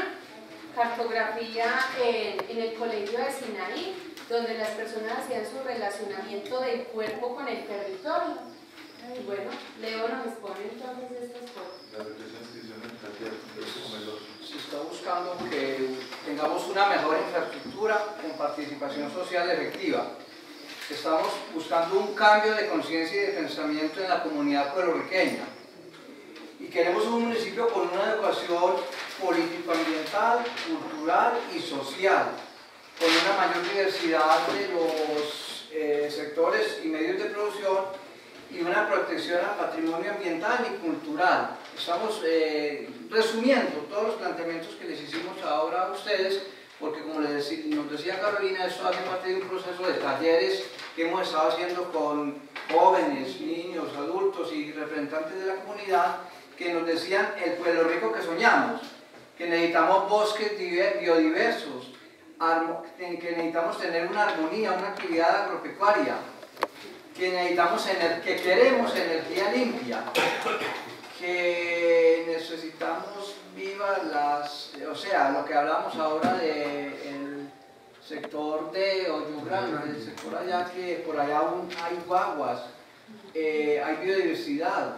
Por estos lados los micos aulladores por la microcuenca han estado llegando. Por ahí hay un corredor ya entre el distrito de Manejo y desde abajo del cabo que están subiendo, están llegando por el Cedrón y están llegando hasta arriba a la microcuenca que nosotros tenemos. Necesitamos garantizar la vida, que tengamos una energía limpia y un uso eficiente, y ojalá pudiéramos llegar a tener energía solar. Los paneles solares que están ahora en Campo de Auge. Queremos reactivar los trapiches comunitarios. La caña es el segundo renglón, a pesar de la economía tan mezquina que hay en este momento. La caña es el segundo renglón de la agricultura en Pueblo Rico. Las semillas nativas. Recuperar las semillas nativas, no seguir haciendo el juego a las transnacionales que con esos transgénicos que nos venden solamente producen una cosecha, y eso sí se le aplica mucho abono orgánico. Y en síntesis me faltó el respeto a lo último que me faltó, que era respeto a los resguardos al agua y al territorio, andar en sintonía, andar en concordancia con todos los elementos que tenemos en la municipalidad, los campesinos, los indígenas, toda la comunidad en concordancia con un elemento que estamos hablando aquí de la participación social y efectiva. De todas maneras, muchas gracias por la participación que nos dieron. Ustedes son visionarios, ustedes les está tocando vivir un momento histórico. Este esquema de ordenamiento quedará planteado para los 3 gobiernos a futuro. Todas las obras, todas las actividades que hayan que hacer en el municipio quedarán plasmadas acá. En un documento que les pasará a ustedes la contrapista que hizo el estudio, más los planteamientos de la comunidad que les estamos observando a ustedes y las decisiones que ustedes tomen para el futuro de Pueblo Rico. Muchas gracias. Ya como para finalizar entonces, plantear pues que ojalá podamos reflexionar estas propuestas con otras instituciones, ampliar la reflexión. Si es necesario en un cabildo documental lo podemos reflexionar y recoger inclusive propuestas de la gente. Y quisiéramos que ustedes también fueran constructores con muchas personas más de Pueblo Rico en la construcción del territorio soñado. Que podamos hacer también una cartografía, ojalá el Consejo Municipal podamos hacer un taller para que ustedes representen el territorio que se están soñando y ponerlo en diálogo y en conexión con estas representaciones que queremos hacer en diferentes lugares de Pueblo Rico, con los campesinos y los indígenas. Muchas gracias por el espacio. No, pero no se nos vayan. Queremos decir algo. Sí, hay varios concejales que quieren venir. Bueno, primero que todo, de antemano, pues, como cabeza del Consejo Persona, como representante del Consejo Municipal, sí les agradezco y les doy las gracias al Comité de Concertación por el sentido de pertenencia que tienen por Pueblo Rico. De verdad que mil gracias, porque sé que hace rato, sé que es un comité que no está de ayer a hoy, ya lleva varios años acá en el municipio y sé que hemos logrado muchas cosas. Y siento que si seguimos organizados y seguimos caminando por el bien de nuestro municipio, vamos a lograr más. Sobre el EOT les quiero contar que ha tenido muchas dificultades. El EOT en estos momentos se lo volvieron al municipio porque el problema ya del EOT es por Antioquia. Los determinantes ambientales es lo que ahorita por Antioquia está exigiendo que le ajusten. Por ejemplo, el CONCA, que eso no estaba incluido. También me imagino lo que Caro ahorita dijo de eso de las avalanchas, las áreas de riesgo, me imagino que todo eso tiene que ir. ¿El por qué? Nosotros tenemos un EOT que lo empezaron a construir en el 2014. Lamentablemente, por muchos motivos, dificultades, esta es la hora que nosotros no hemos podido tener ese EOT acá en el Consejo. Pero ese EOT era para estar aprobado y funcionando en el 2016, pero ha tenido todas las dificultades que quiere. Ahorita, por Antioquia ya lo tuvo otra vez, por Antioquia ya lo ha devuelto varias veces, volvió y lo devolvió porque entonces tiene que hacerle como todos esos ajustes ambientales, que ahorita las normas, como lo decía Carolina en una de las sentencias, las normas lo exigen, ahorita cada día salen más normas, más sentencias y eso ya tiene que ir ahí. La dificultad, veo por el municipio, es plata, nos están cobrando 55 millones de pesos para hacerle los ajustes que le pagan. La situación del municipio no es la mejor, entonces no sabemos, esperemos que este año, que falta poco para acabarse, se puedan hacer esos ajustes, pueda volver a Corantioquia, ya Corantioquia lo apruebe y pueda llegar pues acá al Consejo. Me siento muy contenta porque ese hotel lo podemos, la ley nos otorga al Consejo Municipal tenerlo 3 meses. Entonces para nosotros vamos a tener 3 meses donde nosotros lo podemos estudiar, lo podemos analizar y podemos buscar ayuda. Porque es que desconocemos muchas cosas del EOT. Apenas ahorita nos estamos empezando a empapar de realmente qué es el EOT para el municipio y para nuestras comunidades. Y yo sé que el aporte que ustedes hacen es muy valioso. Desde que la ley y las sentencias, como ustedes lo decían ahorita, no lo permitan, pues yo como concejal estoy dispuesta a apoyar las propuestas que se vengan y que podamos incluir en el EOT, porque yo sé que es nuestra carta de navegación del municipio y de nuestras comunidades, y sobre todo de las comunidades campesinas, porque me da mucho pesar que los campesinos, yo soy campesina y he podido avanzar un poquito, ¿cierto? Hay personas que no salen de allá y que no conocen absolutamente nada, y ahí es donde llegan las personas y se aprovechan de ellos. Entonces sí me parece muy importante el trabajo que ustedes vienen haciendo y esperamos poder seguir participando. Conmigo siempre van a seguir contando, siempre he estado ahí y en la defensa del territorio, pues hasta que sea hija de Pueblo Rico y hasta que el Señor me lo permita, lo seguiré defendiendo. De antemano, muchas gracias. Le cedo la palabra a Carlos Mario. Muchas gracias, Presidenta. Buenos días para todos y bienvenidos, y darles las gracias a ustedes también por venir a ayudarnos pues como a conocer y a traernos estas propuestas que para lo que es la carta de navegación, como decía la Presidenta, del tema del OET. Pues yo lo que digo es que uno como puertorriqueño, como hijo de Puerto Rico y más que todo como campesino, pues cómo no va a querer acoger estas propuestas que vienen pues como en defensa y a blindar nuestro territorio, que es lo que nosotros pues, y digo nosotros pues como integrante también que he sido y he hecho parte del comité de concertación, lo que hemos querido ofrecerle a Puerto Rico, porque de pronto pues hay esa polémica de que es que estas personas nos quieren, o sea, aquí lo único que queremos es cuidar y conservar nuestro territorio.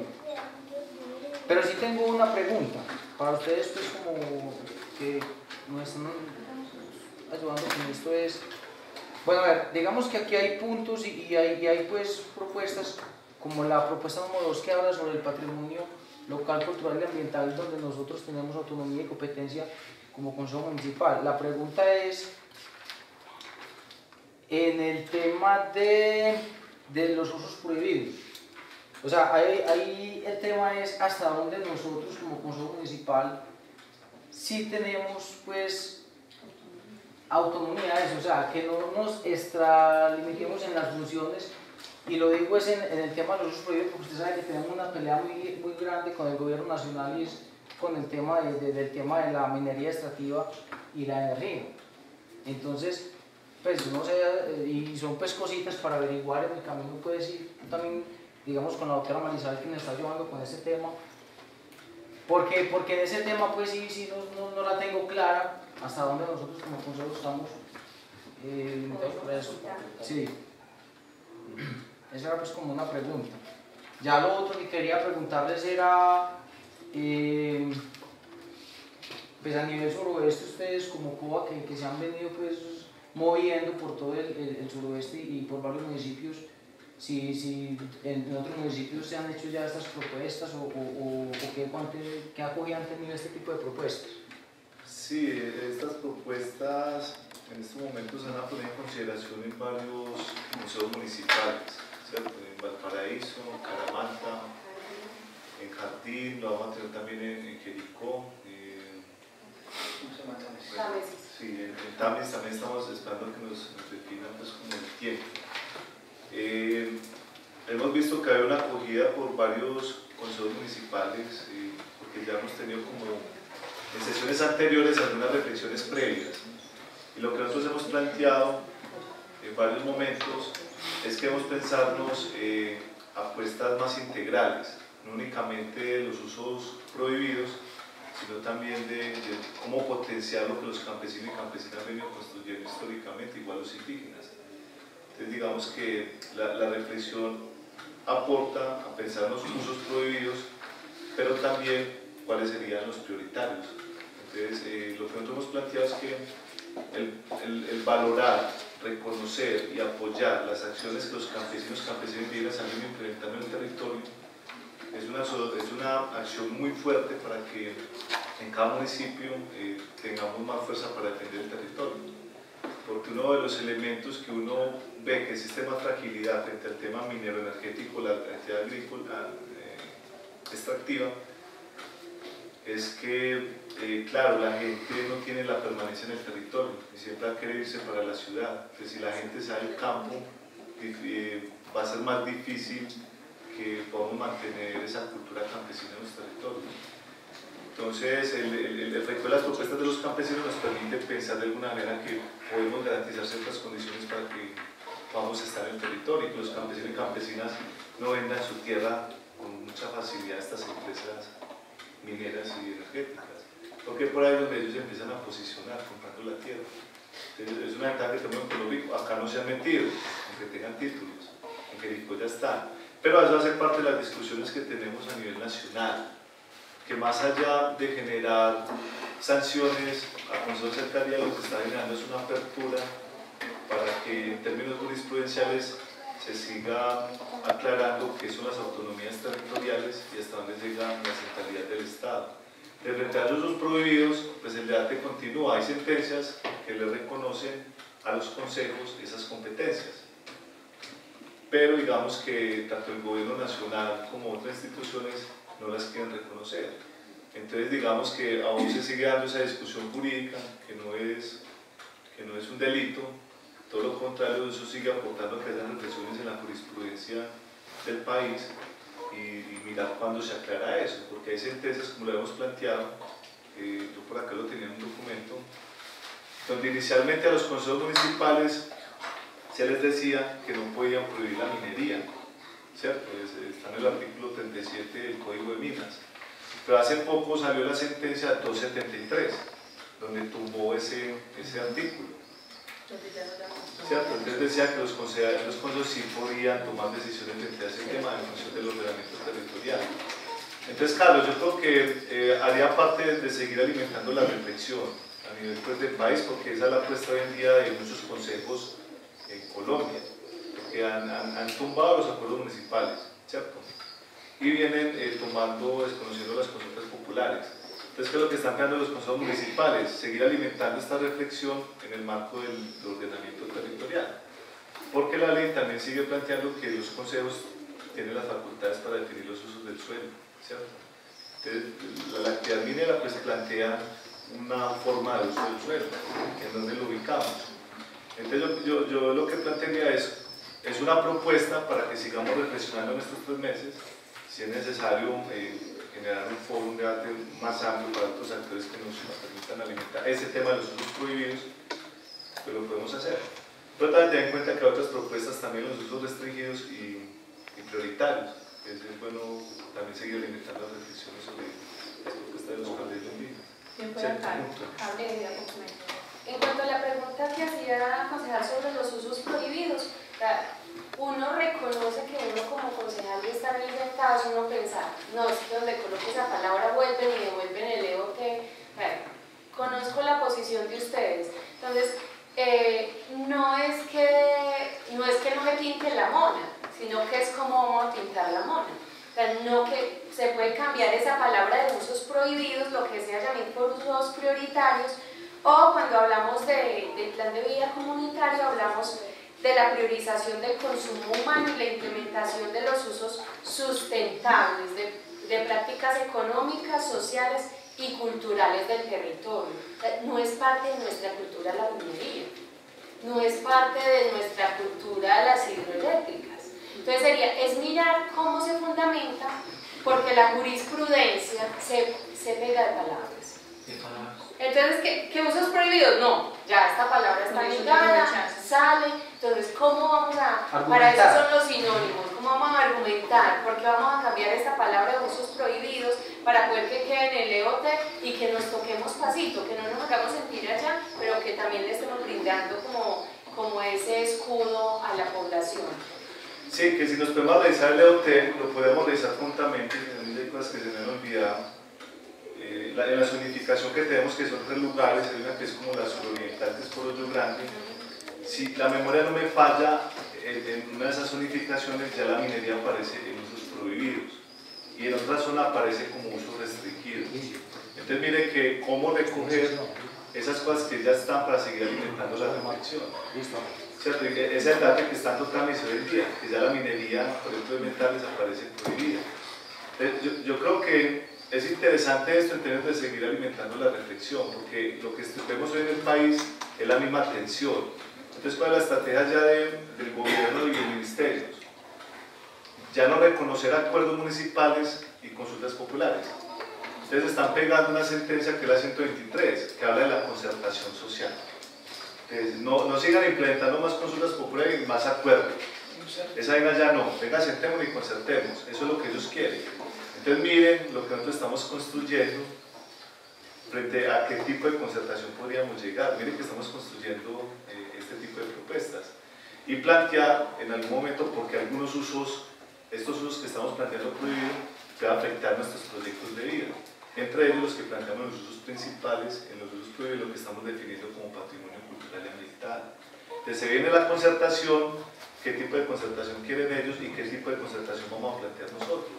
Entonces mire que estamos planteando unas propuestas también de participación social, ¿cierto? Que las reflexiones también se lleven a los cabildos comunitarios, que el gobierno tenga la posibilidad de debatir con las comunidades también, que la pelota no lo recaiga únicamente en ustedes, sino que sientan que ustedes están acompañados por las comunidades, están las consultas autónomas, decir cómo estos proyectos que estamos planteando en usos prohibidos pueden afectar los proyectos, los planes de vida de las comunidades indígenas y campesinas. Entonces mire que esa va a ser la estrategia, en cualquier momento les va a llegar, qué sé yo, una reunión de concertación entre Consejo y Ministerio de Minas y Energía. Esa es la apuesta y eso es lo que se viene próximamente.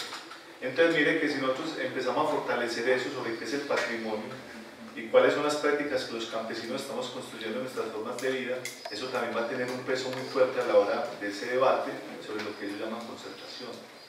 Entonces lo que se viene, Carlos, es más debate y nosotros nos estamos llenando de más argumentos para plantear por qué la minería no, porque nuestra opinión no es simplemente irracional del no por el no.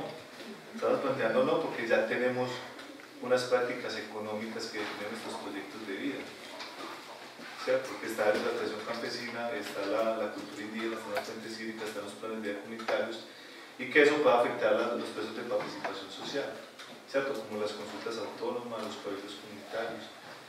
Entonces, simplemente quiero finalizar, en términos jurídicos la cuestión todavía no se ha resuelto, estaba ahí en un lado para otro. Más que en el 2012 nos decían que no podíamos hacer consultas populares y en el 2015-2016 se dispararon las consultas y se lograron hacer. Entonces mire que sí es posible. Ahora, ¿qué se viene ahora? No sabemos, pero la discusión hay que seguirla dando porque ellos también han perdido partidas y las han perdido. Entonces preparémonos para esos diálogos de concertación, para que le metamos comunidad y para que le metamos propuestas, porque eso va a tener un peso fuerte que nosotros nos dicen que somos irracionales. Y vamos a tener un tiempo, yo creo que un tiempo muy amplio para que realmente lo socialicemos. Entonces nos dirán, es que ustedes, entonces si no quieren minería, ¿qué van a vivir? Ay, digámosles de qué queremos vivir, que tenemos mucho de qué hablar, ¿cierto? Que no es minería, que son muchas más cosas. Entonces, Carlos, no sé, no soy bueno para resolver dudas, pero yo creo que eso nos puede dar aperturas a pensarnos cosas de lo que se viene ahora en adelante. La pelota todavía no está ni allá acá, está en tensión, en discusión.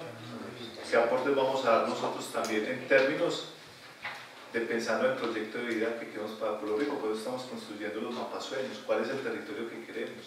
Y en ese territorio que queremos, ahí no está la minería, porque no la van a imponer. Hace parte del debate, Carlos.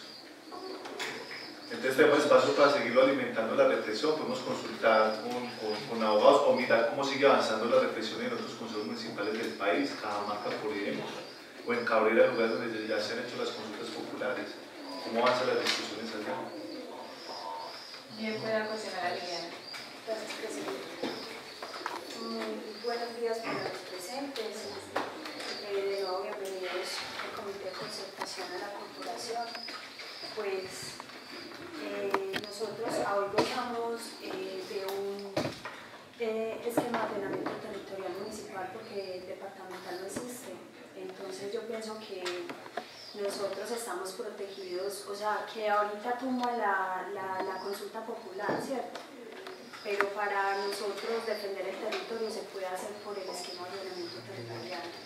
Sería muy bueno que estas propuestas llegaran a un Senado y que retuvieran ese momento y le dieran la posibilidad a los municipios de que el esquema de ordenamiento territorial tuviera todo esto incluido, porque nosotros a hoy creo que muchos municipios ya lo están organizando, como el ejemplo como Fredonia, no sé si ustedes han tocado las puertas en Fredonia o se han enterado ya bien de pronto lo que está sucediendo allá con el esquema de ordenamiento territorial. Pueblo Rico aún con muchas falencias que desconocemos los concejales, de pronto no ha sido pasado por la corporación, pero yo pienso que nosotros nos tenemos que enterar más de eso porque muy poquitos de los pueblorriqueños conocen qué es un esquema de ordenamiento territorial. Por ejemplo, para mí fue un monstruo, ¿cierto? Porque no lo entendía, porque yo decía, pero ¿esto qué es? Pero ya ahora que hemos tenido la posibilidad y esa oportunidad con su ICE de conocer este tema, porque hemos estado solamente en capacitaciones de este tema, es muy importante porque para mí es como si fuera la Biblia del municipio, ¿cierto? Donde nosotros vamos a dejar escrito y aprobado que este territorio se va a defender y así va a ser, que no va a llegar otra persona y lo va a cambiar porque, como decía el compañero, que va a ser máximo para 3 administraciones y es muy importante, todo es válido. Nosotros como concejales esperemos que tengamos de pronto esa oportunidad de tener una persona muy preparada para esto y que nos capacite porque pues aprobar un proyecto de esta magnitud es muy complicado cuando no se conoce, porque es una responsabilidad que va a quedar en unos concejales que van a hacer historia de que por las manos de nosotros pasó, como dice la compañera Ariela, la carta de navegación de este municipio y es muy complicado el tema. Pero yo pienso, Yami, que sí es muy buena la propuesta que usted pone, de tener más conocimiento y abrir un debate ampliamente donde no solamente sea la responsabilidad del Consejo Municipal, porque usted sabe que se dicen muchas cosas, ¿cierto? Como estos temas de decir que los concejales aprobamos todo sin conocer.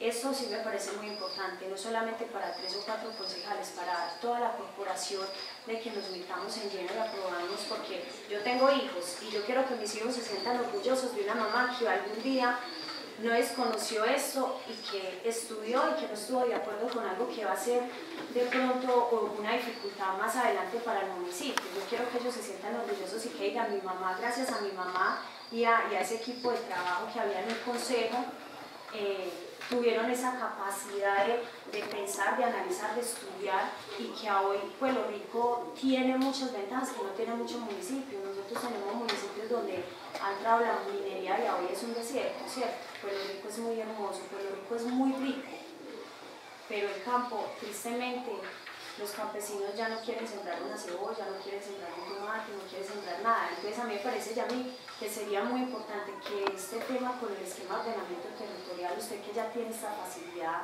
de interactuar con la comunidad, que se lleve, o sea, que se lleve como una voz por todo el pueblo para que no solamente el consejo o por decir un medio de comunicación conozcan el esquema, sino que las comunidades sepan que es un esquema de ordenamiento territorial y que es muy importante.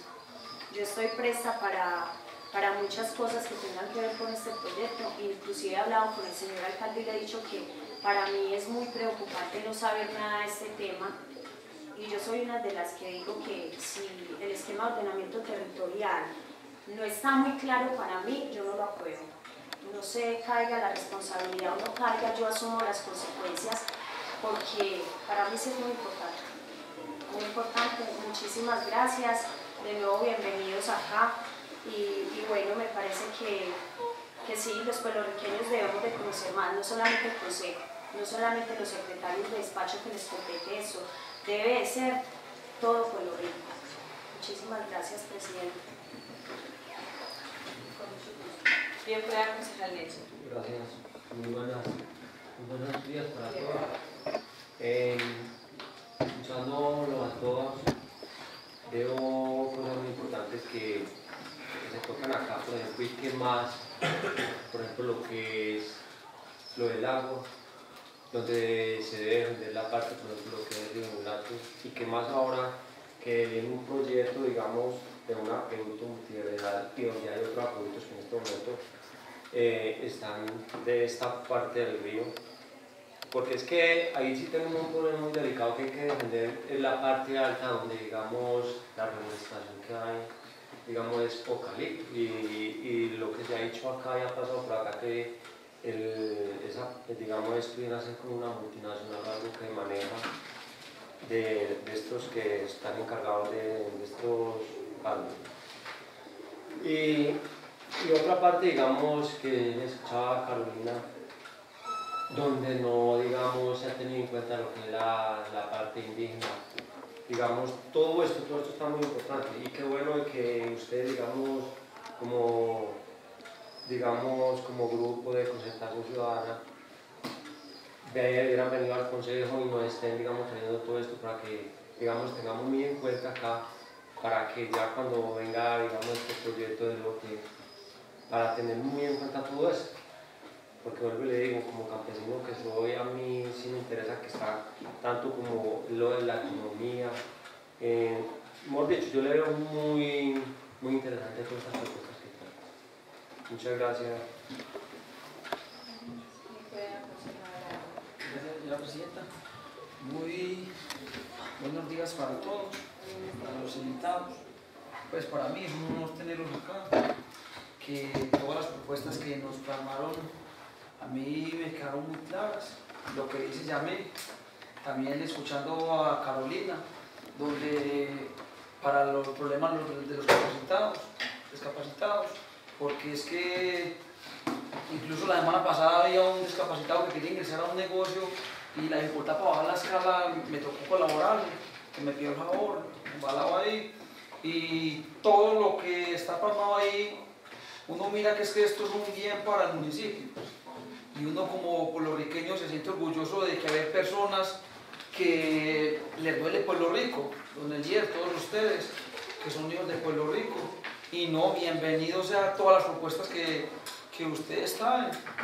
Y de parte mía, pues, 100% el apoyo, y metámosle pueblo como dice la gente, y sí, cuando nos lo pasen ya miramos qué se le puede plasmar para el beneficio de Puerto Rico, porque es que aquí necesitamos es que todos salemos para el mismo barco, porque así saldremos adelante. Y muchísimas gracias. Bueno, de antemano, yo quedo Carolina. Muchas gracias, presidente. No, quería finalizar con algo diciéndoles que cuando les traigan el esquema de ordenamiento territorial, si gustan el Comité de Concertación Social, que no solo somos nosotros, son muchas las personas que están en este comité, si desean nos sentamos a mirar el EOT, nos tomamos un tinto, podemos mirar cómo se pueden meter las propuestas, porque muchas veces uno está ahí sentado y le traen las propuestas y después llega y ve 400 páginas y uno dice, ay Dios, ¿dónde meto eso? ¿Cómo lo meto? Es una realidad. Es una realidad y tenemos que ser coherentes. Si ustedes dignan, nosotros estamos prestos en el momento en que nos llaman, concertamos, ¿qué les digo? Hasta podemos hacer una pequeña integración donde no solo sea trabajo. El Comité de Concertación está dispuesto a reunirse con ustedes y a colaborarles. O sea, no solo es traer un papel y dejarles la responsabilidad a ustedes, ¿no? Este es un proceso que el Comité de Concertación viene realizando hace más de 6 años. Les mostramos 2 hojitas de lo de la cartografía realizada en las comunidades, pero son muchas. Entonces, las propuestas están y la disposición también.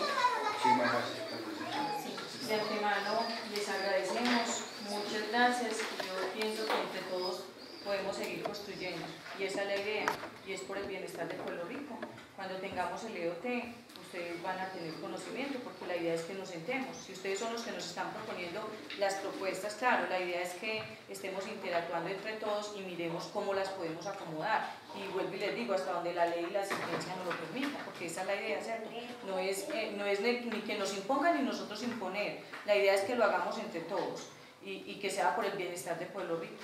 Muchas gracias. Gracias, presidente. Vamos a dar una copia, se la mandamos hasta el correo del consejo, para que la puedan difundir. Listo. Muchas gracias. Muchas gracias.